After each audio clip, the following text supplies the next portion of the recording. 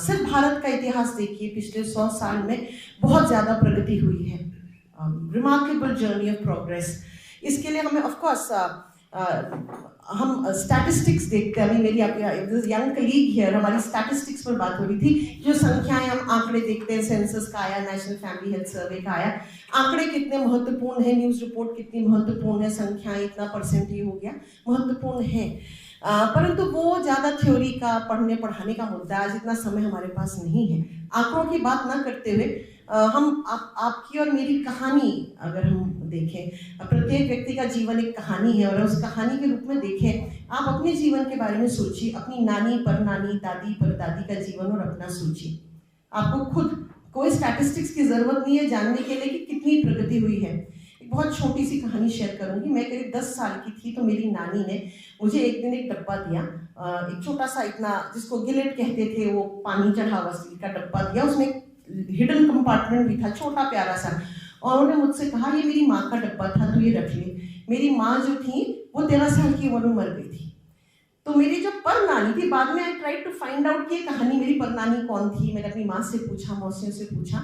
मेरी पर नानी कोई एक ऐसी लड़की थी जिसकी 7 साल की उम्र में शादी हुई थी, एक ऐसे पुरुष से जो उस वक्त करीब 50 साल का था। वो उनकी चौथी पत्नी थी, बेटा होने की वजह से चौथी पत्नी थी। अब आप सोचिए, एक 7 साल की लड़की 50 साल के आदमी के साथ रिश्ते में है, और उनकी एक बेटी 12 साल की उम्र में हुई जो मेरी नानी थी, और उसके 1.5 साल बाद दूसरी बेटी के होने में उनकी मृत्यु हो गई। तो उस जीवन की सोचिए और मेरे जीवन की सोचिए। हमें प्रगति आंकने के लिए डाटा की जरूरत नहीं है। आपकी और मेरी कहानी प्रगति की कहानी है। नहीं होती तो आप और मैं अभी कहाँ होते। तो डेफिनेटली, एंड ये सिर्फ भारत के लिए नहीं, these trajectories we find across world. जहाँ भी मानव सभ्यता का इतिहास है, तो definitely we have progressed and we have grown. And इसको कंटेस्ट करना इन कहानियों के, अगर आप एथनोग्राफिक डेटा देखें, सब जगह प्रगति है। Challenges are there, very major challenges. आज जश्न मनाने का दिन है और याद करने का दिन है उन सबको जिन्होंने आज इस यात्रा में, उस यात्रा में, वहां से यहाँ की यात्रा में, उस 14 साल की लड़की की मृत्यु से लेकर मेरी यात्रा तक की यात्रा में कंट्रीब्यूट किया है। इसमें थ्योरिस्ट है। हम जब नारीवाद की बात करते हैं, नारी सशक्तिकरण की, तो 2 पक्ष हैं। एक तो है थ्योरी का, पढ़ने लिखने का, स्कॉलरशिप का, किताब, रिसर्च पेपर का। एक है वास्तविक रूप में जो एक्टिविज्म हुआ है, जिन लोगों ने फेमिनिज्म को, नारीवाद को एक संघर्ष के रूप में लिया है। दोनों ही पक्षों में जो महिलाएं और जो पुरुष जुड़े थे, उनको हम आज सलाम करते हैं। इसमें आप देखिए, इंटरनेशनली बहुत लोग बैठे हैं सोशल साइंस के, right out Simone de Beauvoir to Kate Millett to Naomi Wolf, bell hooks, सब कुछ हम यात्रा जानते हैं। भारत में निवेदिता मेनन, लंबी लिस्ट है। कमला भसीन जी जो पिछले साल हमें छोड़ के गई, जिनका हम जिक्र कर रहे थे, तो बहुत लंबी यात्रा है, उस पर हम नहीं जाएंगे। एक्टिविस्ट, हम रिफॉर्मर्स को देखते हैं, इतने सारे रिफॉर्मर्स की हम बात करते हैं। 19वीं शताब्दी से लेके, we remember Savitribai Phule, we remember men like Baba Saheb Ambedkar who contributed in his own way, we remember Gandhi with his own brand of feminism। तो यात्रा बहुत है, बहुत कंट्रीब्यूटर्स हैं, बहुत लोग हैं, सबको सलाम करते हैं। इतना समय नहीं है कि विस्तार में इस पर बात करी जाए। The founders of modern India, the constitution makers, critic बहुत है कॉन्स्टिट्यूशन में जो भी हुआ, but constitution and subsequent amendments, जितनी बार उसमें बदलाव आए हैं, प्रगति का ही रास्ता मार्ग रहा है।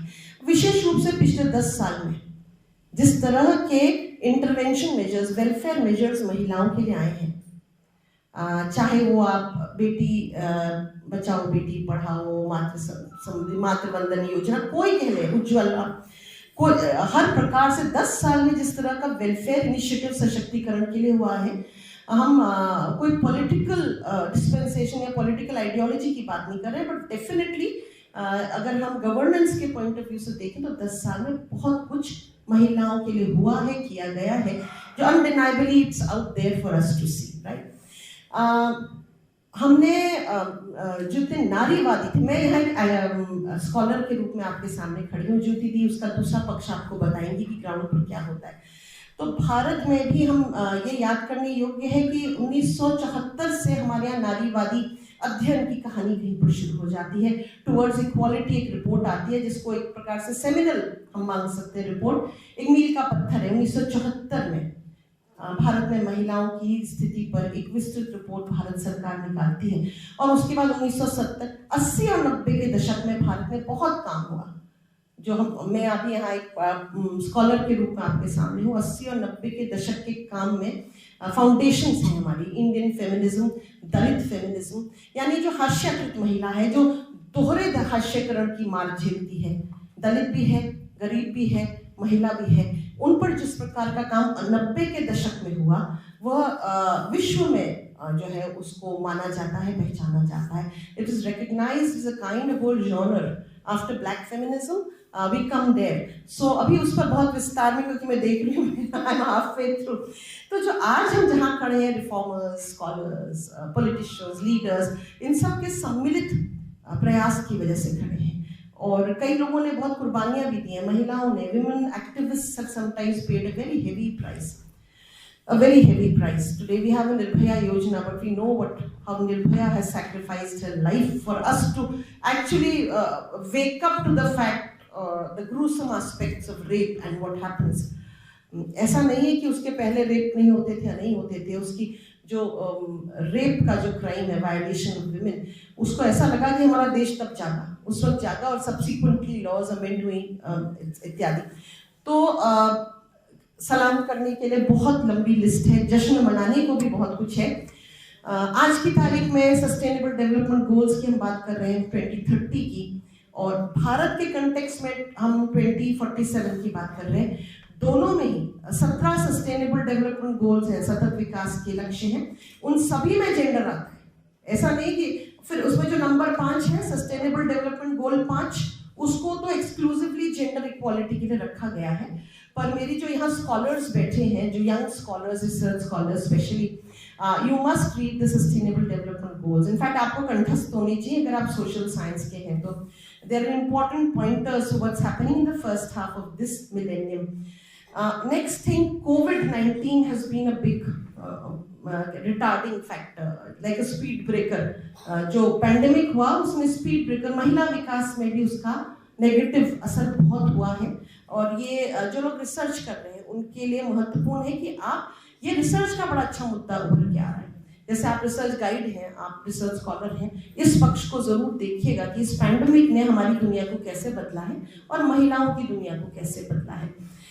अभी अब because we are going so rapidly, so एक इंटरेस्टिंग पॉइंट पर आते हूँ। एक यूएनडीपी के एक महत्वपूर्ण ऑफिसर थे, Pedro कॉन्सियासो।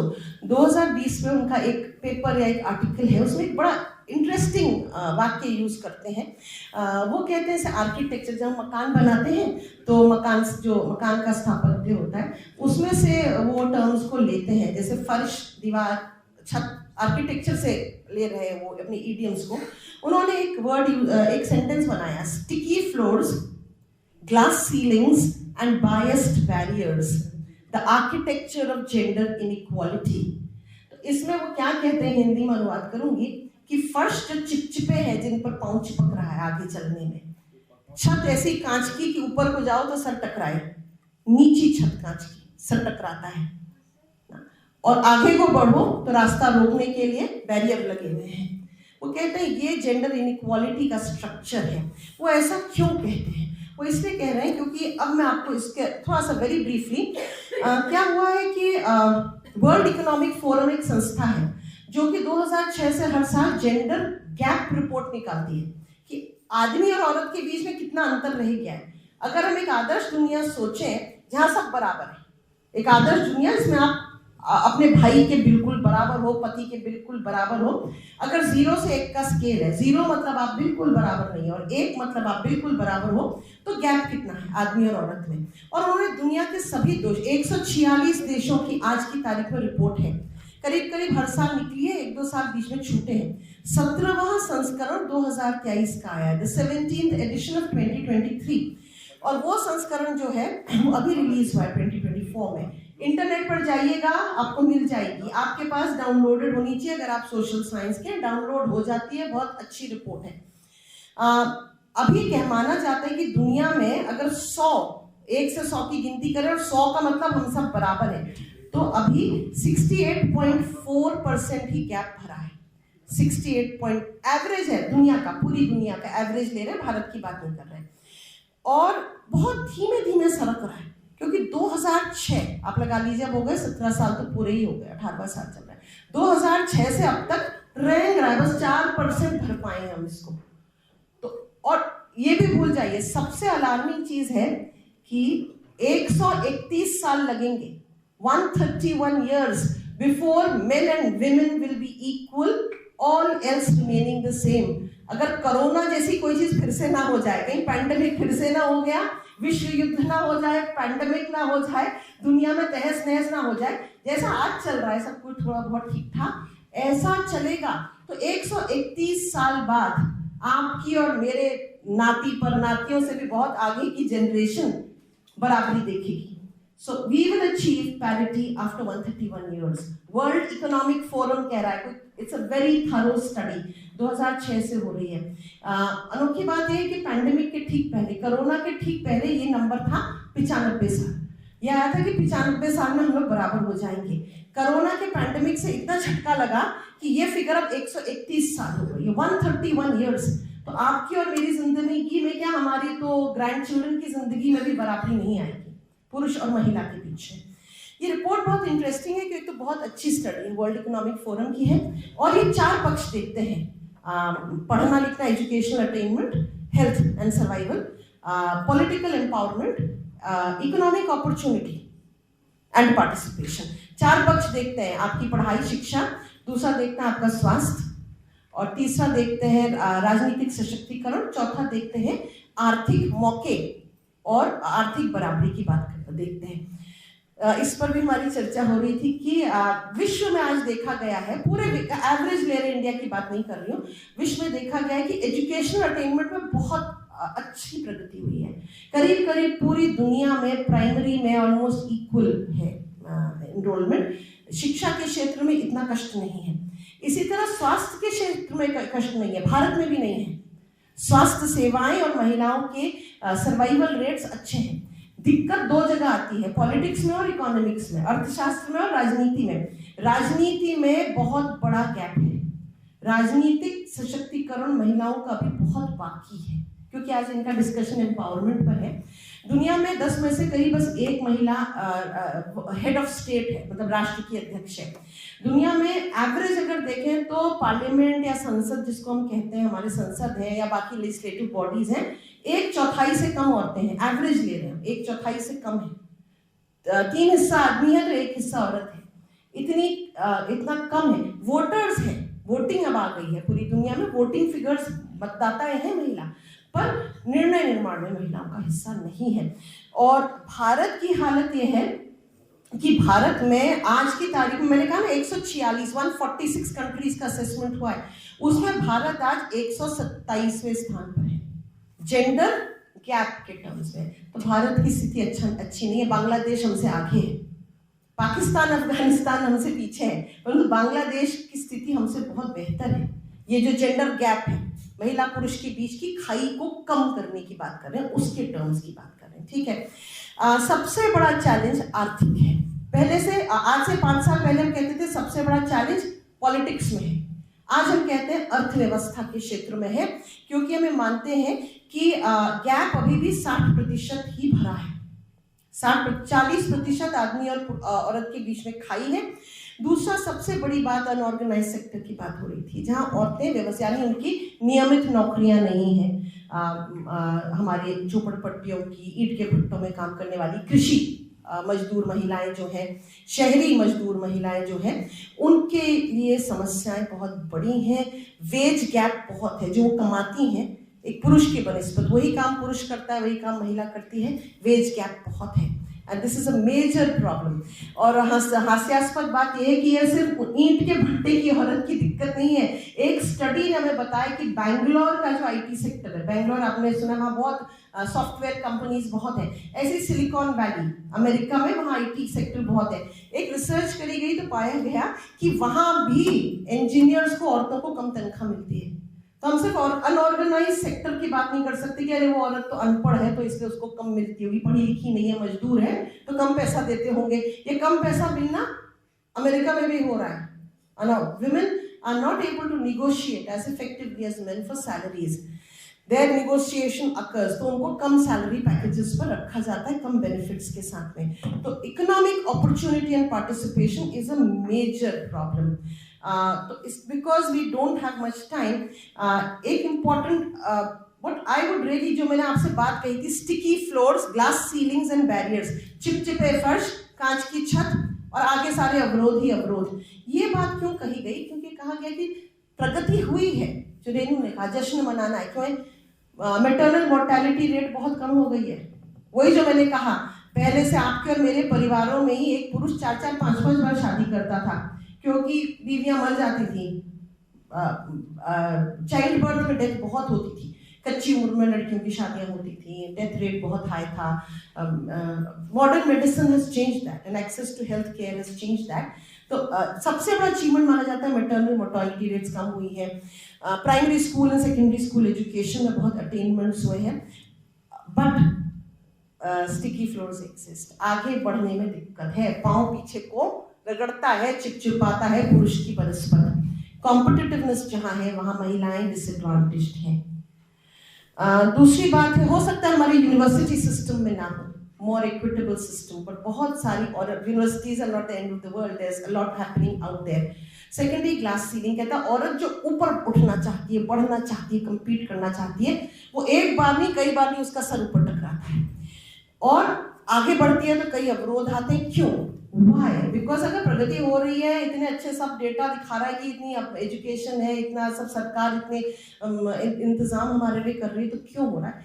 This is because of values, norms, attitudes and perceptions. ये उन चीजों की वजह से है जिन्हें गिना नहीं जा सकता, यानी हमारे जो मूल्य हैं, जो हम सोचते हैं, ये हमारी सोच की वजह से है। हमारे जो सामाजिक, पारिवारिक, समुदाय की, व्यक्ति विशेष की, यहाँ तक कि महिला की खुद की सोच की वजह से महिला की प्रगति में सबसे बड़ा अवरोध है। और इसके लिए बहुत ही ब्रीफली बताऊंगी, यूएनडीपी की एक रिपोर्ट है, प्लीज इंटरनेट पर जाकर पढ़िएगा, वेरी इंटरेस्टिंग। पहली बार 2019 की रिपोर्ट है, 20 में रिलीज हुई, और एक अभी रिलीज हुई है 24 में, 2023 gender social norms index, GSNI, gender social norms index. और इसका टाइटल उन्होंने दिया है breaking down gender biases, shifting social norms towards gender equality. यानी सबसे बड़ा दोषी ठहराया गया है जो हम सोचते हैं, हमारी सोच को। और इसके एक बड़े ही इंटरेस्टिंग जो स्टैटिस्टिक्स है उसके साथ फिर अंत में करूंगी। ये जो स्टडी थी दुनिया के करीब 85% लोगों की करी गई, और दुनिया के 85% लोग कवर कर लिए गए 91 देशों में अब की बार। और इसमें क्या निकला? आज भी पूरी दुनिया में, जिसमें अमेरिका भी शामिल है, इंग्लैंड भी शामिल है, जिसको हम बड़ा सोचते हैं बड़ी प्रगति कर ली, वहां भी 10 में से 9 व्यक्ति, आदमी नहीं, पुरुष नहीं, व्यक्ति, 10 में से 9 व्यक्ति महिलाओं के प्रति किसी न किसी प्रकार का अपने मन में पक्षपात या बायस रखता है। 9 out of 10 persons in the world have some bias against women. It can be a mother's bias against her daughter if she does not have a son. कई बार होता है कि बेटा नहीं हुआ तो मन में बेटी है, बेटियों के प्रति बाहर न दिखा के पर मन में कहीं बायस का भाव होता है। पढ़ी लिखी महिलाएं भी मन ही मन कहीं सोचती हैं बेटा हो जाए, ये इट्स वेरी कॉमन। इट्स ये एक these things are very hard to measure, क्योंकि कोई भी व्यक्ति, इसका आप रिसर्च करोगे जाके, अभी जितनी महिलाएं बैठी हैं पूछो क्या आपको बेटा बेटी को बराबर मानते हैं? सब कहीं हाँ मानते हैं, पर मन की जो तहें हैं, जो human psychology is very complex, मानव मनोविज्ञान बहुत ही जटिल है। और इसमें कहते हैं प्याज के छिलके के अंदर छिलका। Biases come from those layers, जो छिपा होता है, सबकॉन्शियस, अनकॉन्शियस। बायस एग्जिस्ट। 10 में से 9, ये यूएनडीपी की स्टडी है, यूनाइटेड नेशंस डेवलपमेंट प्रोग्राम की अथॉरिटेटिव स्टडी है। रिपोर्ट ऑनलाइन आपको मिल जाएगी, जेंडर सोशल नॉर्म्स इंडेक्स, जरूर पढ़िएगा। और दुनिया के आधे से ज्यादा लोग आज भी ये विश्वास करते हैं कि पुरुष महिला से बढ़िया नेता या लीडर होते हैं, ये स्टडी कह रही है। 2 में से 5 लोग ये सोचते हैं कि पुरुष ज्यादा अच्छी बिजनेस कर पाते हैं, औरत बिजनेस नहीं कर सकती है। और उसमें सब पढ़े लिखे लोग हैं, अमेरिका इंग्लैंड के भी लोग हैं, ठीक है। ये माना गया है कि जो देशों का HDI, human development index, high है, जैसे कि अमेरिका आप कहोगे बड़े विकसित जिनको हम मानते हैं HDI के टर्म्स में, वहां भी ये बायस है। बड़े, जहाँ कहते हैं बड़े ऊंचा परिवार है, इनको देखो, पढ़े लिखे लोग हैं, बहुत ऊंचे परिवार है, ये औरत की देखो PhD है, ये औरत IAS है। वो औरत भी अपने मन में कहीं दबा हुआ भाव रखती है, रख सकती है। ये दिस इज वेरी इंटरेस्टिंग, क्योंकि कहा जाता है कि जो स्टिकी फ्लोर, जो ग्लास सीलिंग कहते हैं, उसका प्रमुख कारण ये एटीट्यूडनल या बायसेस है। ठीक है, तो ये I can share this if Renu wants, somebody wants to see this presentation, because I don't want to hold up the programme. ये देश के 91 देशों में, आप देखिए ये स्टडी है, हाँ, देश के 91 देशों, विश्व के 91 देशों की है और करीब 85% पॉपुलेशन की स्टडी है। तो इसके साथ ही वर्ल्ड, बस आंख में वर्ल्ड बैंक ने निकाली वर्ल्ड बैंक जेंडर स्ट्रेटजी, और ये मानते हैं कि हम 2030 तक हम ये जो गैप है इसको काफी कम कर देंगे, पुरुष और महिला को बराबर बना देंगे। यहाँ पर से एक शब्द, क्योंकि रेनू ने शुरुआत वहां से करी थी तो मैं अंत वहां से करती हूँ, सशक्तिकरण, क्योंकि इनका टाइटल भी सशक्तिकरण है। वर्ल्ड बैंक क्या कह रहा है, सशक्तिकरण क्या है? तो वो कहते हैं कि सशक्तिकरण प्रोसेस ऑफ चेंज, एक बदलाव की प्रक्रिया है, सतत निरंतर है। ऐसा नहीं कि एक दिन आप किसी को सशक्त कर देंगे। और ये वो प्रक्रिया है कि जिससे जिनको आज तक चॉइस नहीं मिली थी, चयन करने की क्षमता नहीं मिली थी, उनको अब चॉइस दी जाए। कैसी चॉइस? लाइफ चॉइसेस, अपने जीवन के बारे में स्वयं चयन कर पाना। और 3 चीज, एजेंसी हम कहते हैं, स्वायत्तता, एजेंसी, स्वायत्तता, अपने निर्णय खुद लेना, जो आपको करना है वो निर्णय महिला ले सके, चाहे पढ़ाई के बारे में हो, चाहे शादी के बारे में हो, चाहे रिप्रोडक्टिव चॉइसेस यानी कॉन्ट्रसेप्शन की चॉइस हो, कोई चॉइस हो, आपको स्वायत्तता आपके जीवन के ऊपर होनी चाहिए। इसी के साथ जुड़ती है मोबिलिटी।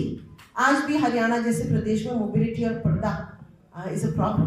कई हम सोचते हैं आज यहाँ पर हम बैठे, हमारे यहाँ पर्दा नहीं है, बड़े खुश रहते हैं, हाँ पर्दा नहीं है, मोबिलिटी है, हमारे लिए है, बहुतों के लिए आज भी नहीं है। रिसोर्सेज की बात करता है वर्ल्ड बैंक, सरकार वो सब दे जो चाहिए, और कंटेक्स्ट की बात करता है, एनवायरमेंट फ्रेंडली होना चाहिए।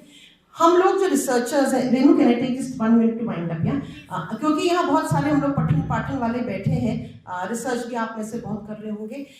कुछ 2 चीज़ें याद रखिएगा। फेमिनिस्ट राइटिंग इन इंडिया, मैंने बताया लंबा ट्रेडिशन है, 74 से शुरू होता है, बहुत अच्छा काम भारत में हुआ है, पढ़ने का प्रयास करिए। लिटरेचर के क्षेत्र में लिटरेरी राइटिंग्स, जो लिटरेचर वाले हैं, starting from Kamala Das on to whole genre of autobiographical writings, to people like Nivedita Menon and Roy etc.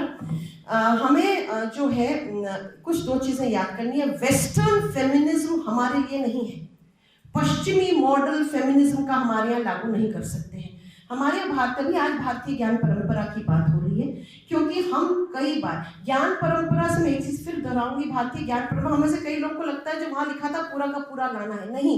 एक महत्वपूर्ण चीज़ है कि उस समय की पद्धतियों को, जो गुरुकुल पद्धति थी या जो अध्ययन की पद्धतियां थी, उनको लाना ज्यादा महत्वपूर्ण है।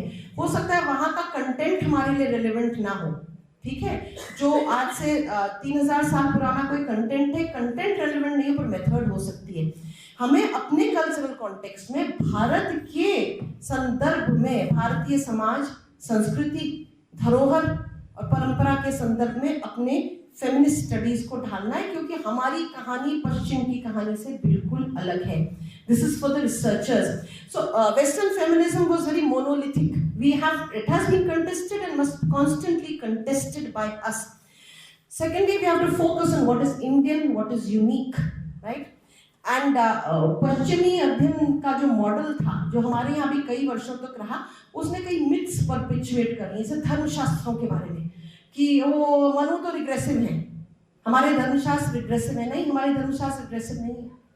आप कंटेक्स्ट देखिए, क्योंकि कई जगह धर्मशास्त्रों का अध्ययन संस्कृत भाषा के बहुत ही जो कमांड कहते हैं, बहुत ही, जब आपको अच्छा ज्ञान हो, पकड़ हो, तभी आप उस पर कुछ बोल और लिख सकते हैं, क्रिटिक कर सकते हैं। क्योंकि कई बार से ताड़ना शब्द है, ताड़ना शब्द के आपको 15 मतलब मिलेंगे वहां। संस्कृत के अनुसार, अगर आप संस्कृत के ज्ञानी हैं, तो ताड़ना शब्द के 15 अर्थ है। कौन सा लागू होता है? जब महिला की ताड़ना की बात करी जाती है। तो जब तक आप इन डेप्थ स्टडी ना करें, सुपरफिशियल या सतही अध्ययन जो वेस्टर्न मॉडल ने हमें सिखाया, क्रिटिक सिखाया, उससे दूर रहना या बहुत इन डेप्थ अध्ययन करना जरूरी है। इंडिया, भारत में अब जेंडर का कंसेप्ट भी आ गया, इसके साथ बात करूंगी। सिर्फ आजकल महिला दिवस है, पर हमें पुरुषों के अधिकारों को नहीं भूलना है। आज पुरुषों के अधिकारों का भी जश्न मनाना है और पुरुषों की बराबरी का भी जश्न मनाना है। Feminism is not against women. नारी सशक्तिकरण का मतलब पुरुषों की ताड़ना या पुरुषों की आलोचना नहीं है।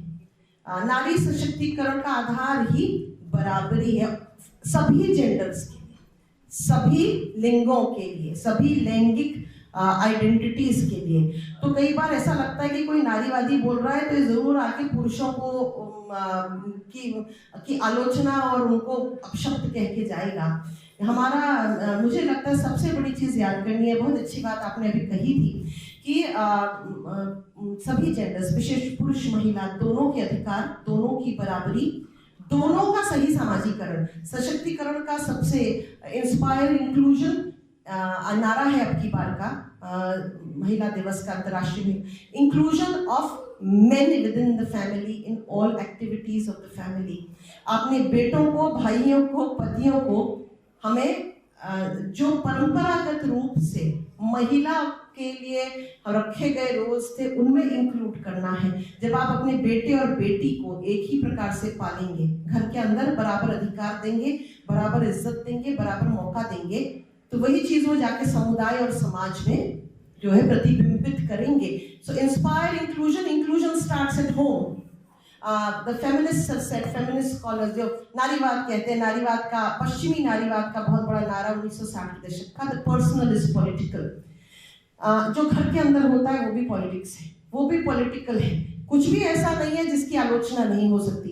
घर के अंदर अगर पति पत्नी को मारता है तो वो भी पॉलिटिकल है, उसका विरोध होना चाहिए, उसकी रेजिस्टेंस होनी चाहिए।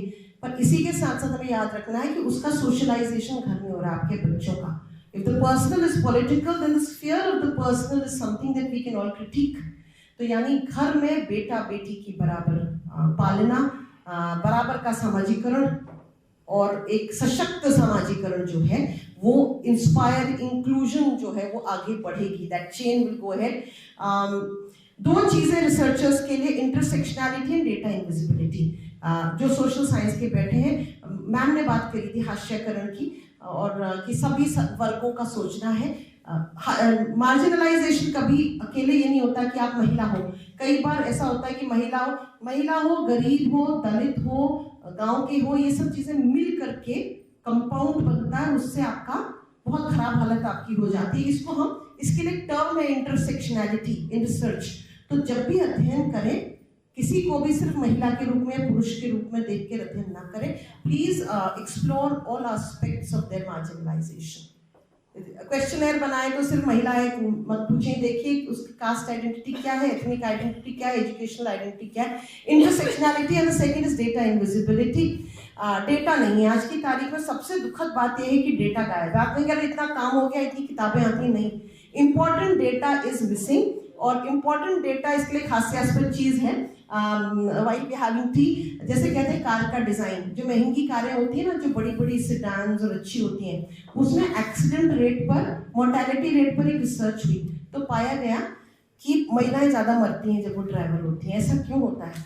कि क्या एक्सीडेंट ज्यादा खराब होता है? नहीं, जो कार का डिजाइन है, बड़ी बड़ी कंपनीज ने जब कार डिजाइन करते हैं तो जो डमी बैठाते हैं एक्सीडेंट के लिए, वो मेल मॉडल बैठाते हैं। पुरुष के शरीर की संरचना का डमी बैठाया जाता है क्रैश टेस्टिंग के लिए, और जो पिलोज वैसी निकलती है, एयर पिलो वैसी निकलती है, बॉडी वैसी होती है। पुरुष की औरतों की टेस्टिंग नहीं होती है तो उनके मॉडल्स डिफेक्टिव है। अगर हेड ऑन कोलिजन हो गया, औरतें ज्यादा मरती हैं, राइट? ये एक उदाहरण है डेटा इनविजिबिलिटी का। आपने डेटा लाना है रिसर्चर्स, एंड इसके लिए last I think I will just close it, ethnographic research, deep data. मेरी अभी बात हो रही थी इनसे, नंबर्स वाला डेटा नहीं चाहिए अब हमको, महिलाओं के जीवन वृत्त चाहिए, कहानियां चाहिए। जैसी कहानी मैंने आपको सुनाई, ये कहानियां नहीं है, ये एथनोग्राफिक डेटा है। एथनोग्राफीज जब हम करते हैं, मेजर माइनर एथनोग्राफीज, तो मेजर माइनर एथनोग्राफीज में हम लोग लाइफ स्टोरी, नैरेटिव, जिसको हम कहानियां सोचते हैं, मेरी नानी की कहानी, मेरी दादी की कहानी, मेरे गांव की कहानी, वो सिर्फ कहानियां नहीं है, that is data, ethnographic data, rich data, deep data for research, and we need that in India because बहुत डेटा मिसिंग। सेंसस का होता है, that is different. NFHS data आता है, that is different. अब की बार का round 3 NFHS data का बहुत criticism हो रहा है, उसके बारे में पढ़िएगा क्यों, मेथड की वजह से। तो आपने सतह के ऊपर न जाके गहरा बैठना है, गहरा जाना है, और जो भी सोशल साइंस रिसर्चर्स हैं, when working on empowerment, you must be deeply involved. That is why the term action research. You must think of intervening, of making a difference. जो व्यक्ति महिलाओं पर शोध करता है वो स्वतः ही एक्टिविस्ट बन जाता है, क्योंकि अगर आप जाके देखते हैं कि महिलाओं, आप एक एसिड अटैक सर्वाइवर से बात करिए, रेप विक्टिम से, आप कैसे इन्वॉल्व नहीं होंगे? Your subjectivity is necessarily involved, you can not be purely objective in researching issues of marginalization, whether researching women or transgenders or anything like that. So thank you very much. I have exceeded my brief. I am so sorry, sir. I apologize, sir, for exceeding the time brief of 15 minutes. Thank you so much, sir. Thank you, Professor Neki. Thank you very much.